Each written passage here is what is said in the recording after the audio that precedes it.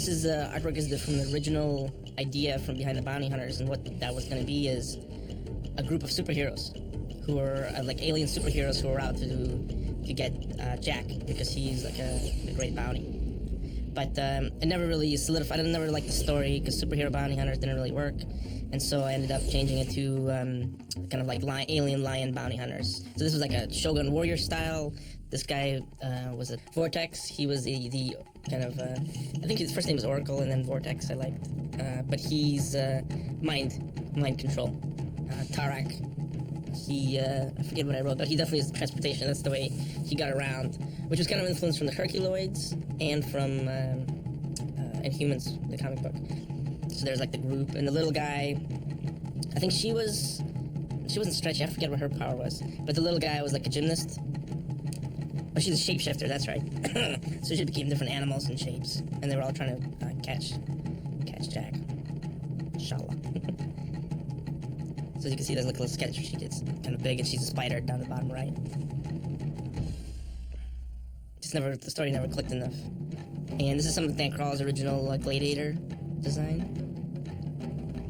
who kind of ended up using, but he looked a little different. This is another Dan Crawl Gladiator idea. A little too S&M, but he's still pretty cool.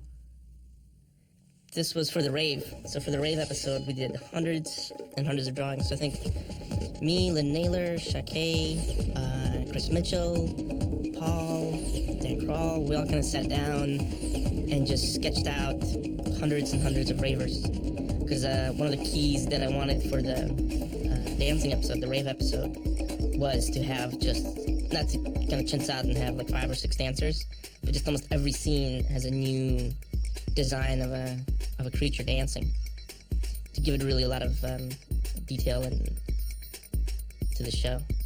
So we just had a real fun day of just drawing weird creatures in rave costumes. And then the storyboard artist got them so that they would do the board with these type of things in mind. And then and then they would end up and then we'd get back to the design department once it goes to production, and they had like 3 weeks or 4 weeks to design all the characters. There were hundreds of dancers.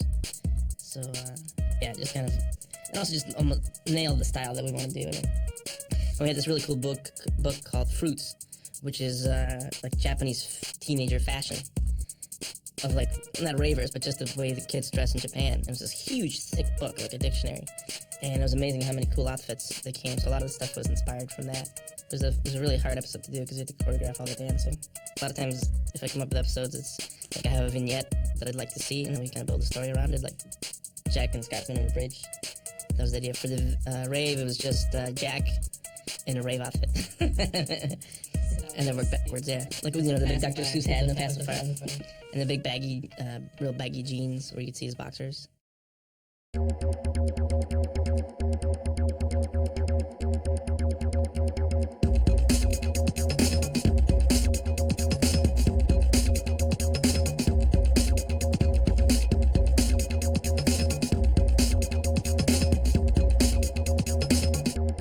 It's our inspirations in general.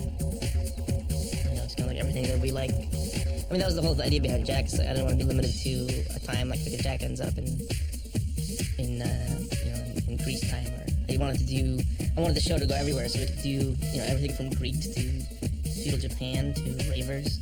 So just made this weird future city where everything is possible, a future world.